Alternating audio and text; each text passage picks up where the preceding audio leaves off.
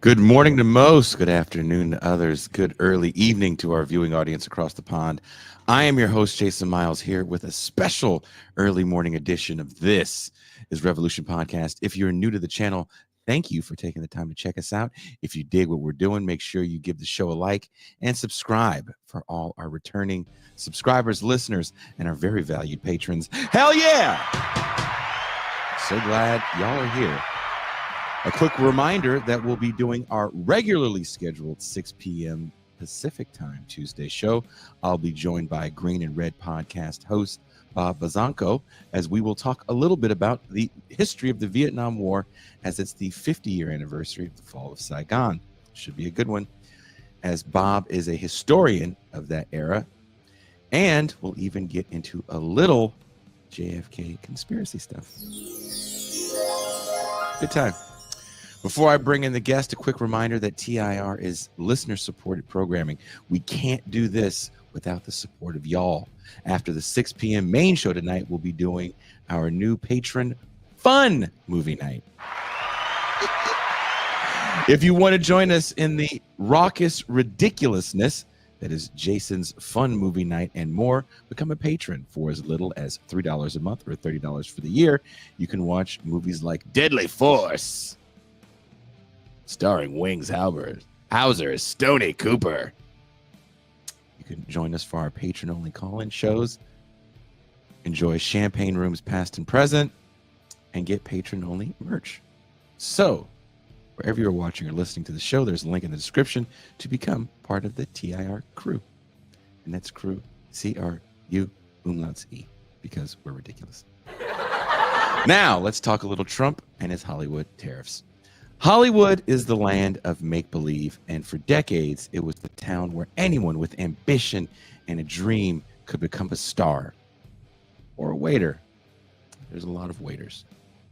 But seriously, still today, people from all over the globe flock to Hollywood in an attempt to see themselves on the big screen, their face plastered on a massive billboard in West Hollywood, or maybe behind the scenes writing the great script, directing an epic blockbuster, or just working in the service industry. It's way more profitable than you think in LA. Now, while movies and television are still filmed in Tinseltown, much less are made there than people realize. Streaming has financially wounded the film industry, so studios are often looking for cheaper, union-free, and sometimes regulation-free environments to film in. This isn't new. Low-budget movies, often filmed in locations like the Philippines to cut costs, and there are other states within the U.S. that offer massive tax breaks, have relaxed labor laws, and don't require union labor. Even every liberal's favorite bootstrapping black movie mogul, Tyler Perry, doesn't employ much union labor at his studio complex in Atlanta. With Hollywood looking elsewhere to make movies and television shows, Trump has a solution to bring back business to Hollywood. Tariffs. Yes, his new version of "you fired" functions much in the same fashion as his old catchphrase from The Apprentice. And our guest today has something to say about Trump's Hollywood tariff proposal. From Ralph Leonard's latest and Unheard magazine, and also wherever you're watching or listening to the show, there's a link in the description to Ralph's article. From Ralph, quote, Trump has discussed the film industry in similarly nationalist and nostalgic terms before. When Parasite became the first non-English language film to win Best Picture at the Oscars in 2020, Trump responded with a resentful comment at a rally about how awful it was that a South Korean film won Best Picture at the Oscars. Trump said, "Can we get Gone with the Wind back, please?" He said that to loud cheers from his fans. But the main reason why Trump is pressing on with his proposed tariffs isn't foreign films per se. Rather, it is the fact that for decades, American film and television productions have increasingly branched out overseas because it's cheaper to produce there than in Los Angeles or the US more broadly, due to more attractive tax incentives and lower production costs abroad, unquote. Join us as we discuss the absurdity of the Hollywood tariffs and the larger issue of the slow death of Hollywood. Please welcome journalist and official younger brother of TIR, Ralph Leonard.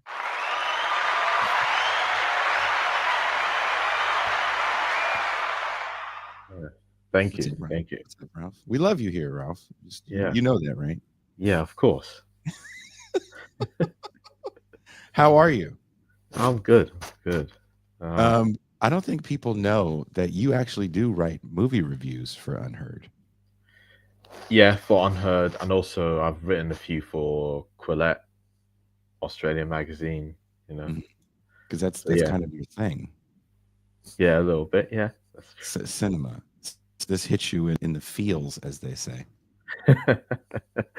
true. Yes, a little bit, especially since you know I did study film in college, but it's not college in the Yeah, US yeah, sense, but yeah. it's in the British sense. So yeah. How serious do you think these Hollywood tariffs are? And how many countries are actually shooting movies in America? hmm I can't think of any. No, I can't. I don't think there is. It's usually the other way around. It's Americans Yeah. filming. Yeah. Uh, how serious are they? Well, with Trump, it's always easy to kind of dismiss Trump, how Trump is serious about what he says he wants to do because of the way he says it. But I think with so many things he's done, with the other tariffs he's done, and some of his other policies outside of like economics, that you know you do have to take it a little bit seriously. That even if it's a diet version of what he's saying, Hmm. that it's very possible he might actually uh, try to enforce some kind of tariff in relation to films, even though technically speaking, it's actually illegal for him to do that. Because I think there was some uh, executive order signed by Ronald Reagan in the 80s or something that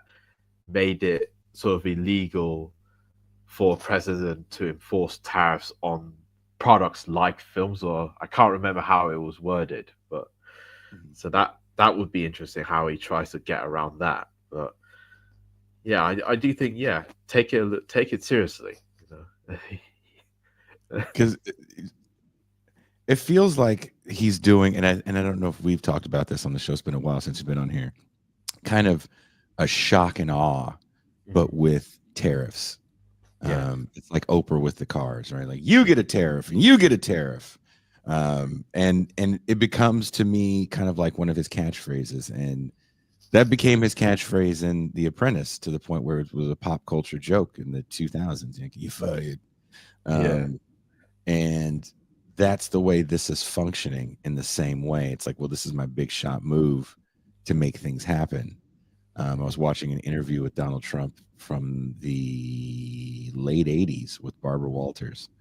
And he's consistently trying to position himself as kind of I mean, he wrote the book, The Art of the Deal, as a master deal maker, and Mhm. that deals are extremely simple. Like it's just the most simple surface layer transaction. You want something to happen, then you do this thing, and then the thing that you want to happens. Bing, bang, boom. Everybody's happy. But with the film industry, it's been suffering for some time. Um, what is their response so far from even him mentioning tariffs and yeah. film? Well, it depends where you're looking at from. I can say that from a British perspective, Yeah, in the British film industry, that they're scared because really.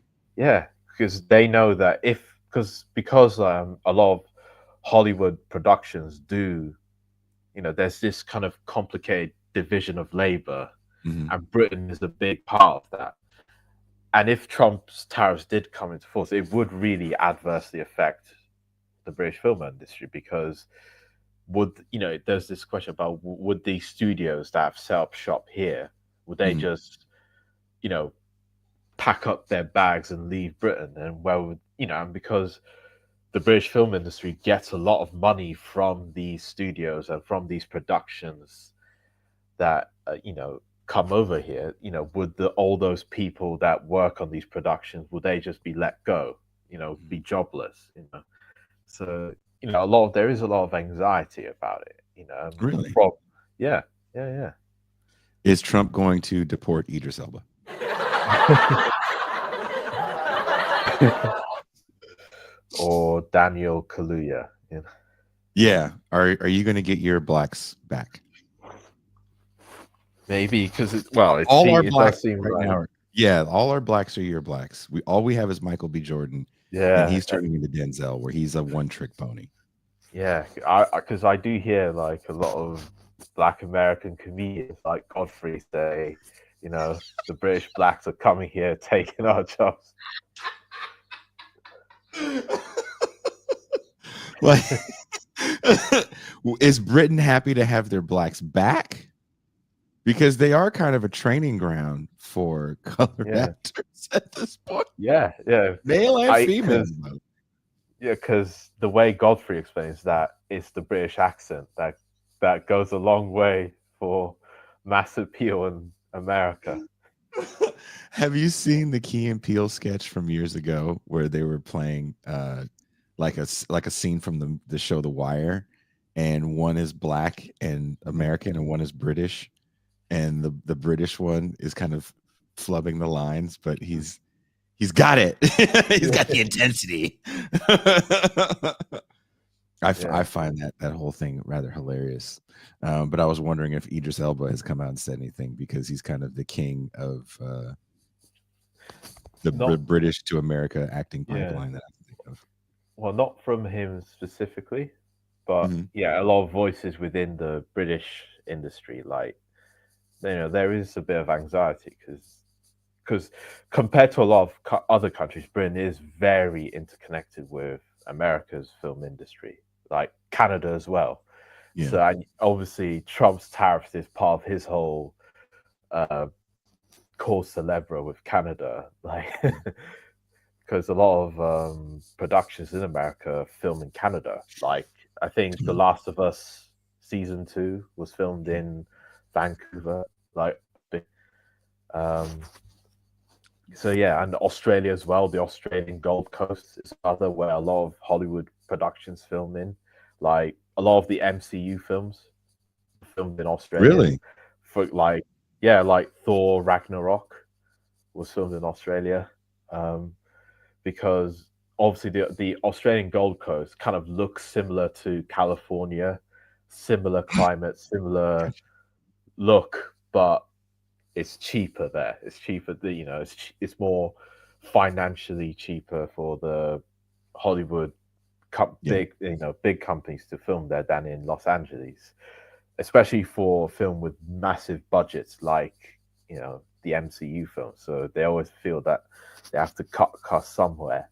You know, and same with Thunderbolts. You know, a lot of it was filmed in Malaysia, Kuala Lumpur.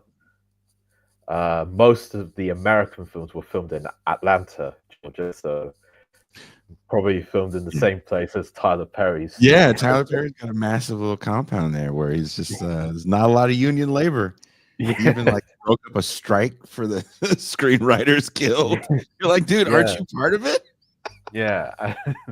And the score of it was made in Abbey Road Studios in London. So I think a lot of people will be surprised to learn how a lot of Hollywood films, there is this international division of labor, to how they're made.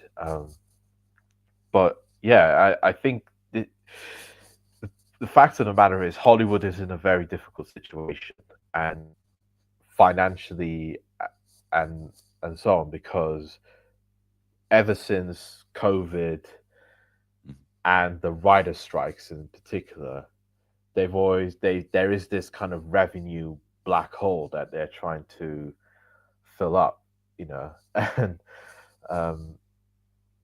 with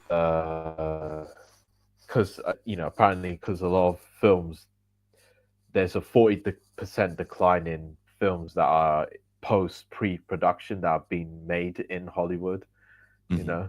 And in a lot of the media reports, you have like a lot of analogies to what happened with Detroit with the auto industry, which is kind of interesting how that's the one they picked. But um, I mean, I was in West yeah, Hollywood some months ago, and it's still really expensive. yeah, I was on a date and actually met Chevy Chase at a restaurant. So I don't know, maybe Hollywood still has that thing, right? yeah. There's still that thing in LA. Um, This just je ne sais quoi they've the je got. ne sais quoi. Yeah. Yeah. See, you need. That's why you guys get all the movie roles. I say that thing, and you go, no, it's the je ne sais quoi. Peasant.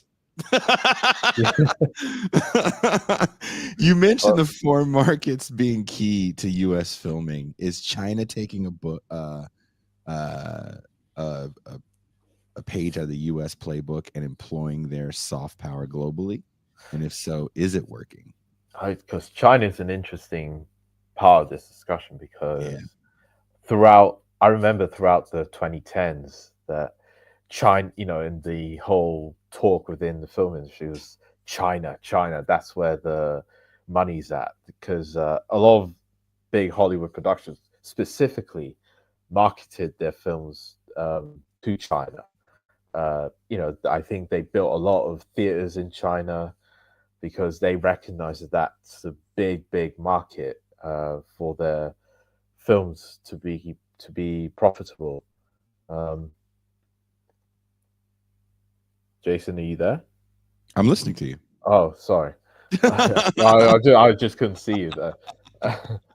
Oh yeah, I'm not. Hey, I'm not going to leave you.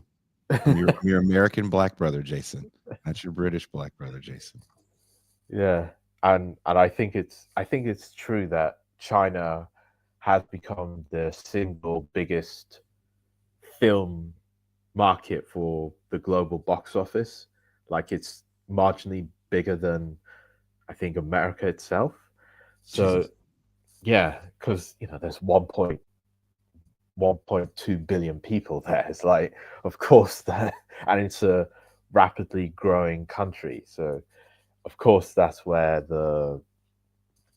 so it makes sense why the big companies would want to tap into it. But what's been happening more recent years, ever since COVID, is China has um, tried to ramp up its own domestic film production capacity and, so to speak, wean itself off of American films, if you get what I mean. Like, like even just this past year, like Ne Zha 2, which is like in a Chinese animated film made in Yeah. China, filmed in China, and so on. Like it's the biggest grossing film in Chinese history, and it's got like I don't know, oh, nearly $2 billion in revenue, and I think it broke the record for earning the most revenue within its own domestic market. So I think it beat Gone with the Wind, which is uh, interesting. And what you're seeing is, and even regularly, if you look at the Chinese box office, is like if you look at the top 10 films, most of them are Chinese films now. Mhm.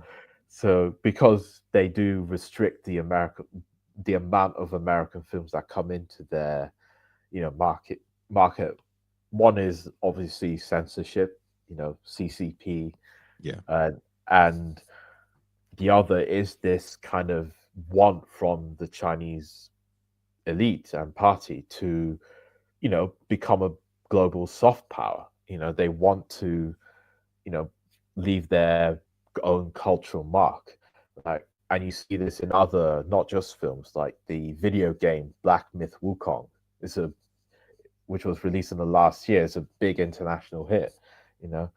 Um, and it's funny that this um, pattern of trying to promote your own domestic film industry to not so that it doesn't become so dependent on Hollywood imports. It's not just being replicated in China. You see this in other big Asian countries like Indonesia, like even the past few years, Indonesian horror films were have been like a big thing on streaming platforms. Thailand, But Vietnam, didn't it hasn't yeah. how can I say this? It feels like for at least the last maybe 20 years, Hmm. we've been trying to import Asian cinema anyway, right? Like Yeah, yeah, with horror movies like The Korean Ring. film. I forgot when The Ring came out. It's been a while since that came out. We do our Yeah. version of The Ring, and then there was maybe in the aughts, I remember there felt like there was a string of every horror movie you would see Mm. that felt interesting and new was an American remake of something that came out in an Asian country. And we Yeah, can't even say like which one it was because they were kind of cherry picking from all yeah. over after a while. Definitely Southeast Asia. Well, somebody says The Ring is 2004. Oh no, 2002 The Ring came out. So yeah, over 20 years this has been going on. Mhm. That we've been taking And from them. And then when they had movies, I can't remember when Snowpiercer came out, the movie, it was like 2014, 2015, where you get that kind of mhm. working with um, uh, those directors, and Spike Lee redid Yeah, Old South, Boy. yeah, Bong Joon-ho and Yeah, that's his name. Bong. Park. Yeah. Yeah. S- So yeah, I it's interesting because it is a this kind of globalization is a kind of dialectical process, if you will, that clearly I and this is where Netflix comes into it because a lot of, if you will, Asian or foreign made, non-English language made films have, somewhat had more inroads within like America's market. Squid Game is a big was big hit, and clearly one the reverse side of it was Hollywood penetrating itself into these big Asian markets, all around the world. Mhm. And that's where a lot of the discourse about globalization was: is there a kind of a global monoculture developing out of this? Is it all becoming Americanized, Hollywoodized? Because if everybody's watching the same American films, Yeah. is that what's gonna? But I think at least post COVID, you've seen a very changing landscape where you still have Hollywood's presence there, Mhm.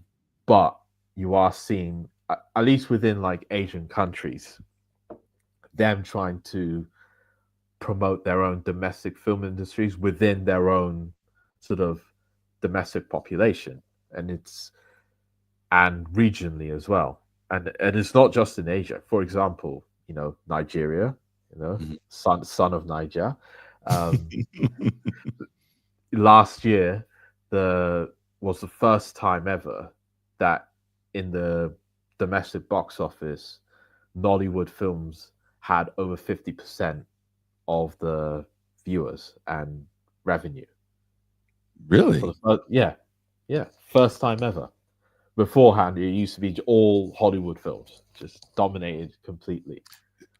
So is just the production value getting better? Like, look, you can go back, and I know this is before your time, but if you ever watched Turkish Star Wars and like Turkish Spider-Man and all these movies, Mhm. they're very slapdash, extremely low budget. There's a lot of stealing scenes and soundtracks from other movies. Not to say that that doesn't happen in the U.S. film market as well with low budget films, but now you see a film in Turkey and it looks like any other Hollywood production. Does that come from the infrastructure that some of these film companies are setting up abroad, or does it come from the Yeah, fact that technology's changed and it's just easier to make a film I in think. in the last 10, 15 years? Yeah, I think it's all those factors and the streaming uh, revolution, if you will, because it makes it at least easier for you to put it out onto a platform, and to Mhm. and also it's just a consequence that a lot of these countries are developing. They're growing economies and Yeah. their population's growing. So there you have this infrastructure for a domestic film industry that can have a lot of influence within not just your own nation, but within neighboring nations, within regions. Um, and also a lot of the Asian countries want this. Kind of, like I'm sure like Indonesia wants a film industry comparable to Japan or South Korea, which historically have been the major players in Asia, and same with Nigeria within Africa. Even Saudi Arabia. Mohammed Mhm. bin Salman wants Saudi Arabia to develop its own uh, film industry, obviously as part of his modernization project. Uh, you know, because Saudi wants, is invested in football clubs, the boxing, Everything. yeah, Yeah. No, it's everything. it's it's kind of frightening. Yeah. Yeah, Yeah. yeah. They're So they handling want, this. yeah, yeah. So it's not going to be a surprise that China's doing the same thing with its films, because it's not just the big blockbusters they want. They want to market its films to the prestige European film festivals like Venice or Berlin or Cannes and stuff like that. Mhm. So don't be surprised if other countries like Saudi Arabia and so on want get in on it. And there's a market for it. Because I'm sure like within the Middle East that they want to see kind of films of a decent like production quality in their native language. Because for a long time in the Middle East, Egypt was the big cinema like player Oh, historically really? since the 1950s. Yeah, since the 1950s. Mhm. Egyptian films were a big thing in the Middle East, quite generally. Oh, is So that why we now, have all these Egyptologists here in America? We call them hoteps, by the way. You have that? You don't have that where you're from, right? not to the same degree. Not to- Oh, they but, exist. There's Black Hebrew Israelites and shit like that in Britain. uh, Not really. it's not them specifically, but you'll find like Rastafarians who, yeah, Oh, yeah, yeah. They could be hotep adjacent. yeah. Okay. Yeah, it's not the same. Rastas is not the same. There's a mild similarity, but it is mild. No, Um, so did Marvel fail though when they tried to crack into the Chinese market with the Shang-Chi? The Shang-Chi? Can't remember his name. He was a very yeah, marginal superhero that the comic tried to capitalize on Bruce Lee. So it's like yeah. I don't know if this is gonna work as Well, a film, brother. I don't think it did that well, like in Yeah.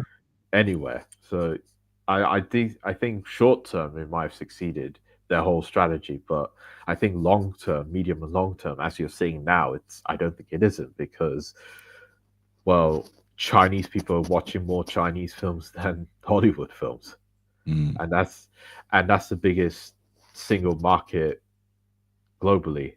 Um, and when you consider that Hollywood Hollywood's global box office revenue, mm, 70% of it is overseas, mm. and that's been a trend since the turn of the century, where the global box office, overseas box office, has become bigger and bigger over the domestic American or North American box office. Are we just not going to the movies? What is the deal? There's that. There's theater. Attendance is declining. You have streaming.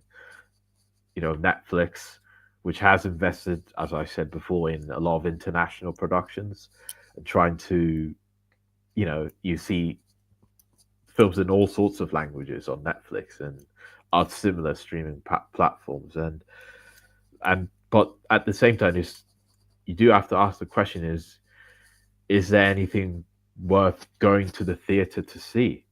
coming out of mainstream Hollywood.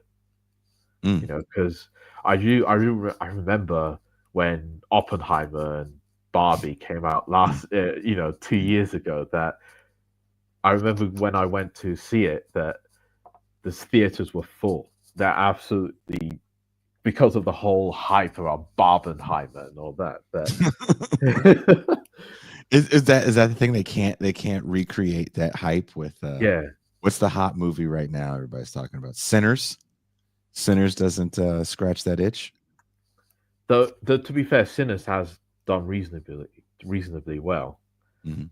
Like, but I don't think it doesn't have. I don't think it has had that quite mass kind of craze over it like Oppenheimer and Barbie had Mhm. 2 years ago. And I don't think there's really films that are quite doing that, because at the moment, because I'm sure like when Star Wars came out or Indiana Jones came out all those years ago, they had like a similar like craze over it. Like, oh, Star Wars, like I've never seen this before. Like, I want to, Yeah. I want to go see it 12 times. yeah, That's what's, if you go back and watch ads for Star Wars, and if you type in 1978 ads, right? Because the movie Mhm, comes out in 77. So type in 78. mhm, And the ad are people, this is my 12th time. I've been 45 times to see Star Wars, you know. mhm, That's a cultural phenomenon. And I don't know if we've seen anything like that, because the solution from the industry, and it takes quite some time to figure this out, is we just need tons of Star Wars. yeah, And there's an industry around Star Wars. It's yeah, animated, it's for adults in their 60s all the way to children that are barely out of the womb. We have a market for them. And it's not just nostalgia. We can just keep creating within this universe.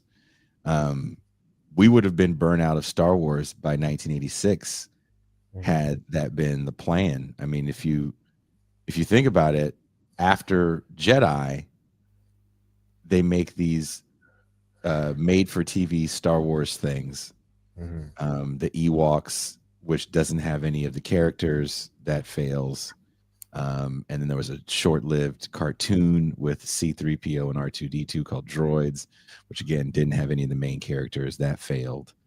Um, it really took some time and yeah, universe building for them to figure out, yeah, and you even know, the George Lucas yeah, prequels at the time didn't do like mm-mm, that well, and were like the critics didn't like them, commercially they didn't work. It was they, and then they brought back the other three sequels where they brought back the main characters or some of them, like Harrison Ford and yeah, Luke. Yeah, yeah, the Welcome Back Cotter. yeah. Uh, But you're seeing a lot of that mining the IP from. oh It's not just Star Wars. It's no, the Marvel Marvel, universe, DC. DC, Um, what's the other? Disney, Disney. Yeah, yeah. Anything. Well, here's a live action princess movie. Yeah. Here's a book that a bunch of people read a long time ago. You know, it didn't hit in the States as big as I thought it was going to hit, because the book was a bit of a craze. Mhm. Is the Dragon Tattoo movies. Uh, the girl Remember the with the girl with dragon. the dragon Yeah. tattoo? Yeah. That original film that was made in Sweden. Is it Sweden or Mhm. maybe? Yeah. Yeah. I loved it, and all three of them, right? The girl that kicked the hornet's nest. Yeah. They were all really, really great films. I thought I liked the book series as well. Um, it didn't resonate in the US. Why is that?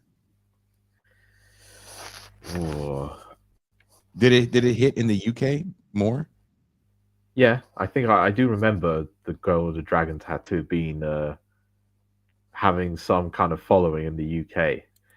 Uh, maybe I think maybe it's because how people engage with culture has Mm, changed. That it's more like, I don't want to use the word segregated, but it's like everyone's got their little kind of niche that they're all like consuming it. Like you can find like a TV show that has its own little cult fans Hmm. 4 seasons in, and you would have no idea it even existed Hmm. because the internet, streaming is how we consume and engage with cultures. I think changed, and because I'm sure like I don't know 20 years ago when The Sopranos was on, everybody wanted to watch it. Go watch, Yeah. go on the TV, watch HBO. I think even the last time you had that phenomenon was Game of Thrones, where you had Mhm. like the entire culture sort of coalesced around it. Like you had, watch parties and stuff for Game of Mhm. Thrones. And I'm certain that that was a phenomenon in the US. Like, Yes, yes. No, I'm shaking my head agreeing with you. Yeah, yeah. yeah. So, and I just think we're at a stage in the culture where I think it's very hard to get that sort of phenomenon again, or it's much rarer than you would think. I'm agreeing with you because I think music is the same way, right? Like I go back to a record like Thriller. Yes. Everybody, Thriller, and that comes out probably 10 years before you're born, Yeah. but that record, right? Um, I can't think of any contemporary music celebrity that's going to have that kind of cultural significance. And I feel like a Yeah. lot of it has to do with the way we're so atomized and alienated that Yeah. we can kind of exist in our own little worlds. And to your point, there's all these TV shows because so much is produced Mhm. that a lot of people will never see. They only need a small fan base. And that's kind of how music is. It's a lot of just niche stuff for Yeah. niche people. Like the closest, at least now, to what you were talking about would be Taylor Swift. Like Yeah. that's the closest. And that's not saying much. That really Yeah. is the same. She is not Madonna by any stretch of the Yeah. imagination. Yeah.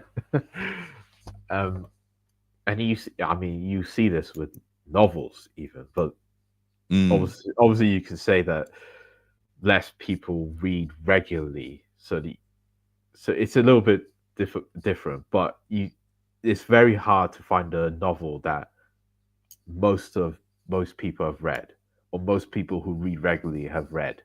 You know, mm, like I don't know, the closest, at least in recent years, and even then, I don't think this is a real example. Would be Sally Rooney's Normal People, right? mm.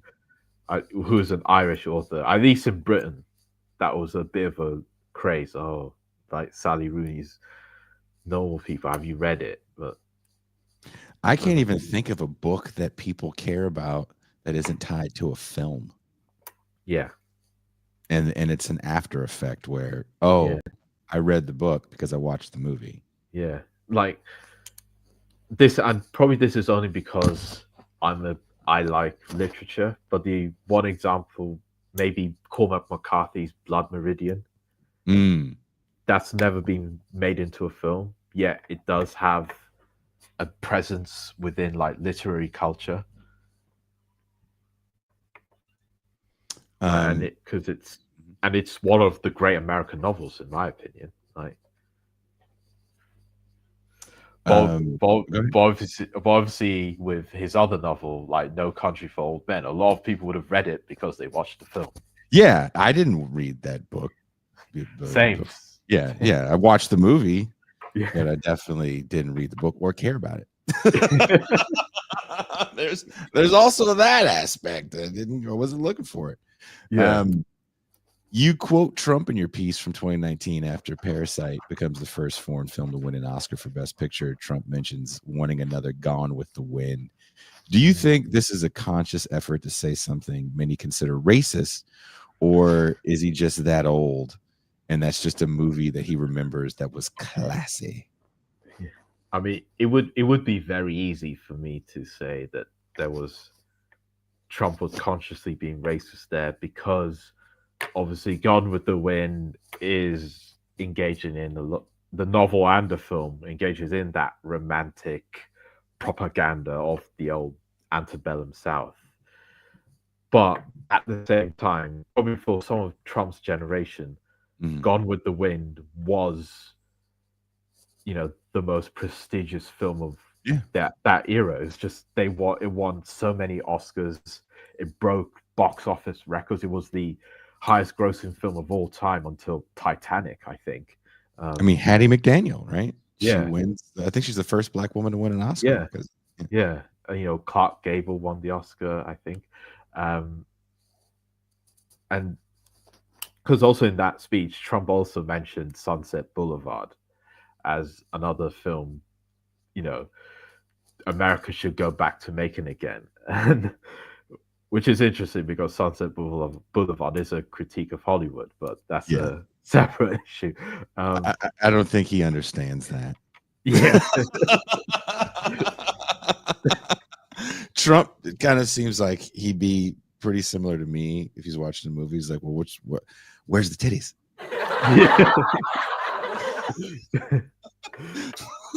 I could see him saying that. I totally could see. but it's clear that Trump is tapping into that nostalgia for old Hollywood, classical Hollywood, when Hollywood had that kind of mystique and magic about it, and I think that's what I'm sure you'll find a lot of people who are kind of nostalgic for when Hollywood used to make real films, in contrast to the garbage they come out with now. Like, or the right will have their own variation of this. Like, in contrast to the woke. The woke. Look, Yeah, we have to admit there is some woke BS yeah, out there. yeah, yeah, I yeah. know a guy that starred in a very woke. It was so woke that I don't even have a funny analogy. It was disgustingly offensive. As some things are, right? There's just some scenes. It's like that's not racist. It's so not racist. It's racist.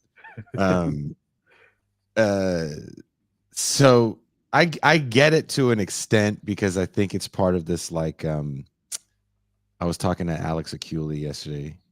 Um, like this cultural victory lap Yeah.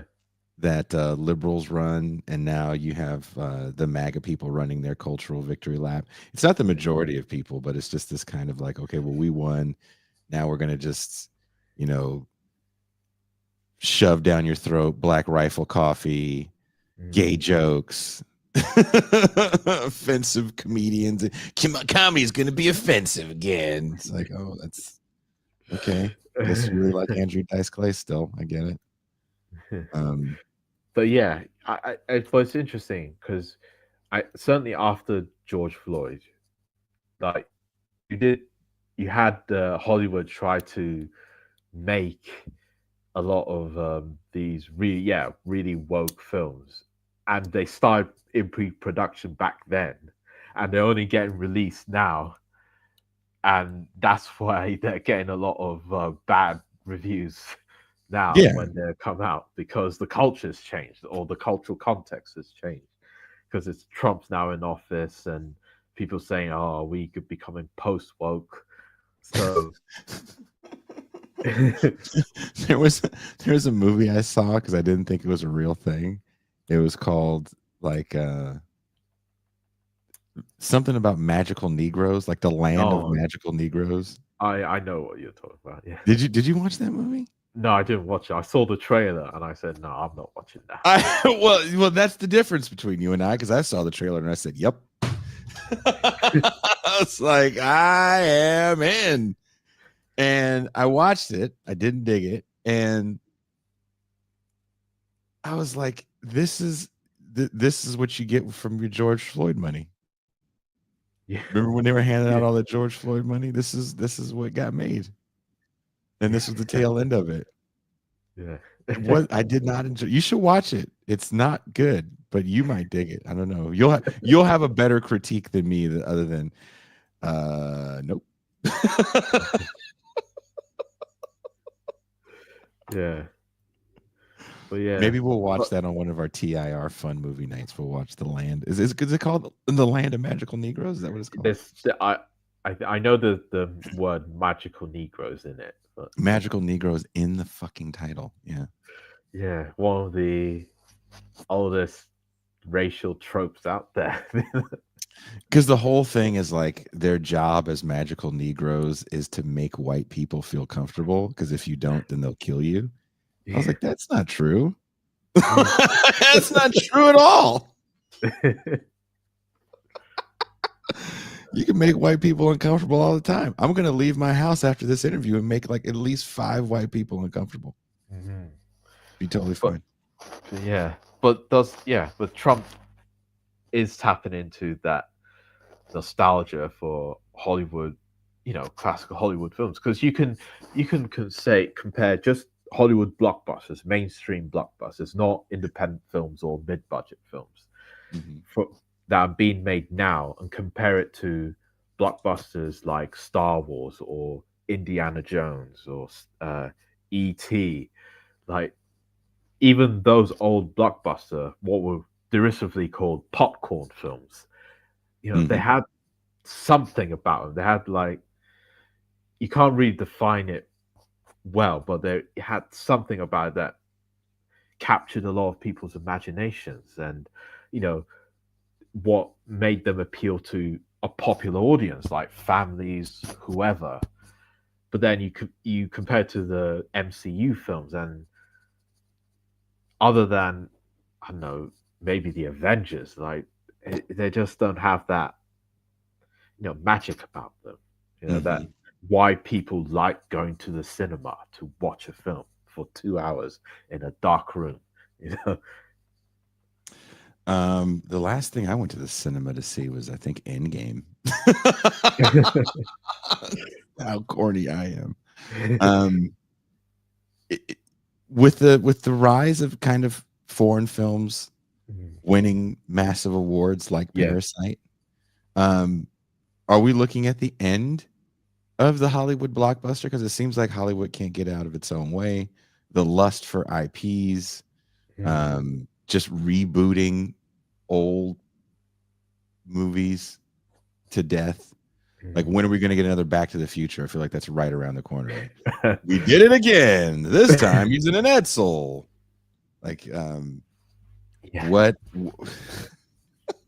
What is it going to take?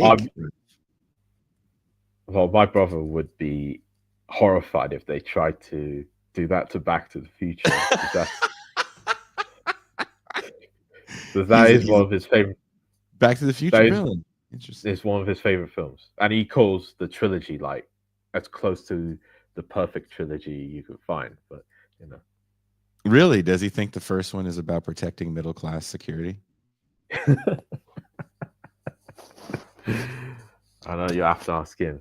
Can you relay that message in a casual dinner conversation with your big bro? Be like, I was talking to American Jason, and he said that Back to the Future, the first one, is all about just protecting middle class security. Also, I am the same age as Marty McFly's parents. Wow. Yeah, fuck you.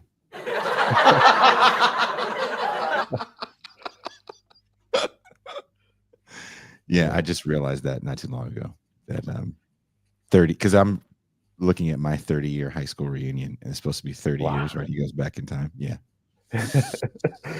Yeah. 47 in 1985 looked way different from 47 in 2025. Oh, fashion's changed. I mean, his dad is like all decrepit and can't stand up straight. Biff is balding. And yeah, we just had a different outlook on what 47 looked like, apparently. Someone says from the cocaine DeLorean to the ketamine Cybertruck. I was thinking he'd be in a Fiero or something like that. Like, I don't know what car you would put him in if you're going to remake it, but it feels like everything's going to be rebooted. Yeah, I mean, at some point in time. I mean, isn't there a Karate Kid film coming out next month? Something. There's another Karate, and I have no idea what it's trying to be about. I don't want to know what it's about. I don't want to know. There's only 3 Karate Kid movies in the TV show. We do not count the Hillary Swank Karate Kid. That is not canon. It's only the three movies, and the Mhm. Hillary Swank one isn't real, and the one with Jackie Chan and what's the little weird kid's name? Jaden Smith. Yeah, that's not real either. It's not real at all. Um, how bad would it be if, for the film industry, if other countries put retaliatory tariffs on U.S. productions? Oh, well, for Hollywood, I don't think it would be a good thing because no, because if they're that dependent on global box office revenues, 70%, and more countries restrict the amount of Hollywood films that come into their Mm. markets, then that revenue black hole is going to just get worse and worse, and it'll force Hollywood to try to, I don't know, like you have this talk about AI's role in Yeah, film. It yeah, might it might it might just accelerate AI's presence in film production, and that that will be the way it's used. It could be really scary the way it's going to be used, because you know it'll get them around like unions, and that's that was the dispute over the writer's strike and the yeah, actors guild strike. Yeah. yeah. No, and that's what scares me. I remember Justine, the actress Justine Bateman, who was on a TV show for a long time called Family Ties with Marty McFly, aka Mhm. Michael J. Fox. Um, she said for her the big beef with AI was the fact that you can create the viewer can create their own cinema. And Mhm. she used her TV show. She was like, this TV show only lasted what, like 6, 7 seasons. You can plug all those things into AI and spit out another season Yeah. and just continuously watch this show without any of us being a part of it. Mhm. And it feels like that's what people want. And I don't really dig, like I'm sure you've seen it, where people will be like, this is Star Wars if it came out in 1950. And it's like an Yeah. AI thing. And it might look Oh, kind of cool and neat, but it's like, that this is the future of, of yeah. cinema. We're never Yeah. going to get out of the Marvel loop if this is all you know.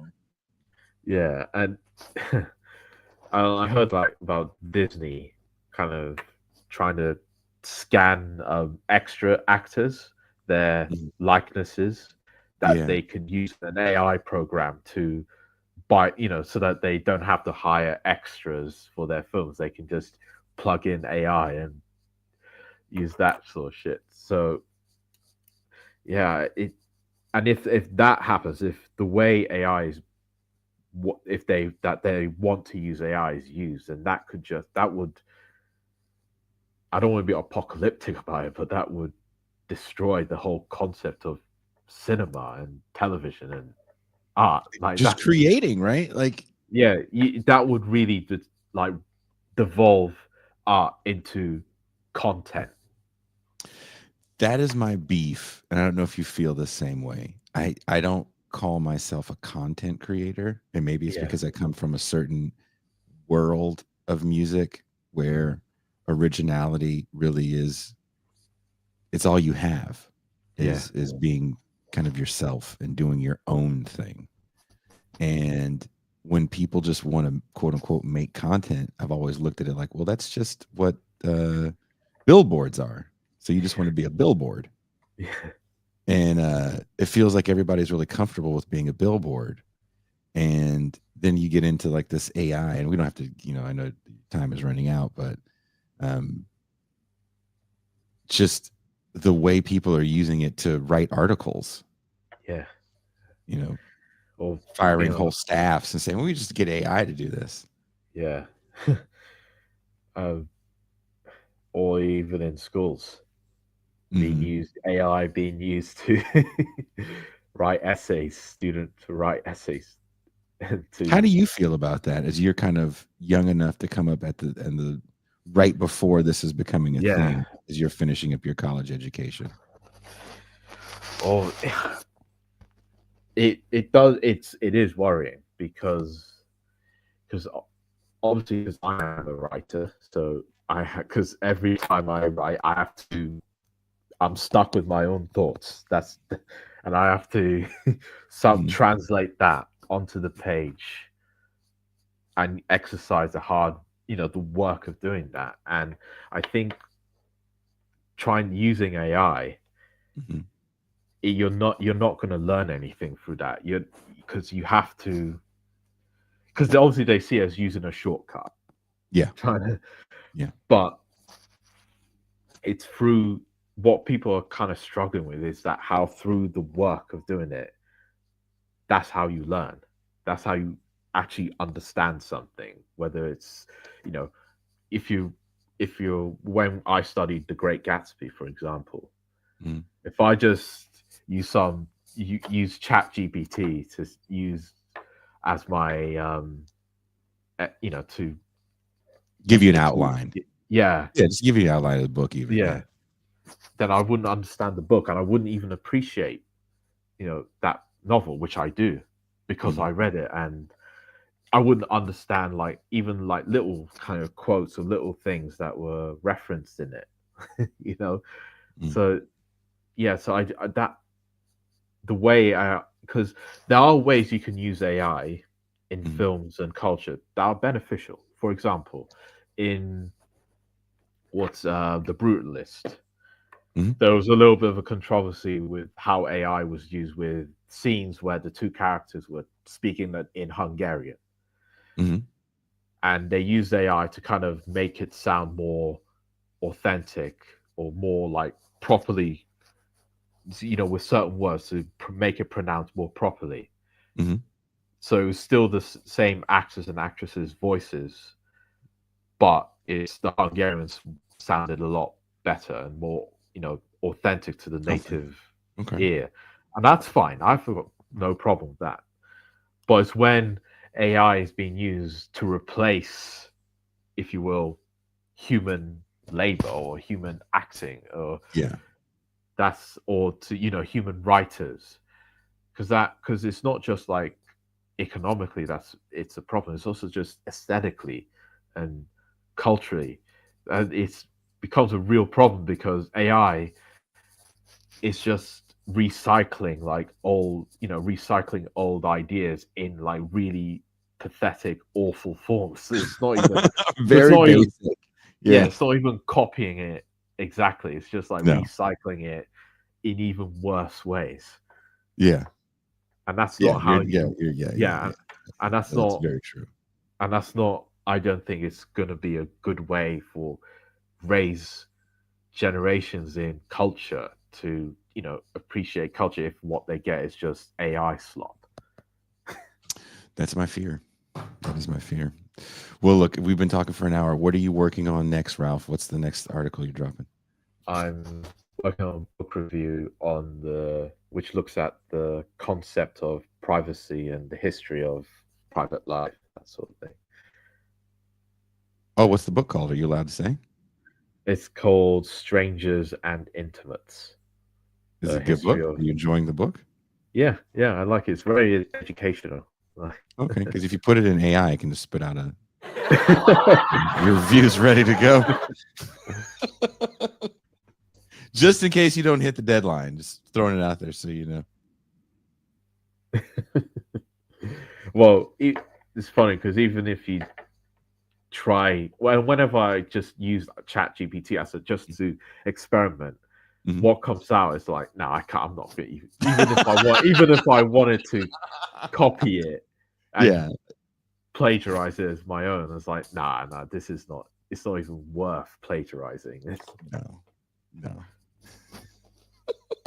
Well, thank you, Ralph, very much for your time. Wherever you guys are watching or listening to the show, there's a link in the description to Ralph's article about Trump and his Hollywood tariffs.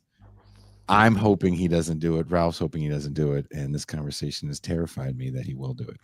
So thank you very much, Ralph. Have a good rest of your day. Thank you. I will be back in a few hours to be talking with Green and Red Podcast, Bob's Bazanko, and we're going to, look back on 50 years post the Vietnam War and maybe answer some questions about your JFK conspiracy theories, as Bob is a big JFK conspiracy debunker. So be ready for that. And then for the patrons, we talked about this last week, and we're going to have another movie night, and we're going to watch. I'm not going to say what we're going to watch, but you guys know what we're going to watch. It's a ridiculous movie that has explosions and ninjas and boobs. So I'll see you guys in a little bit, and I am out.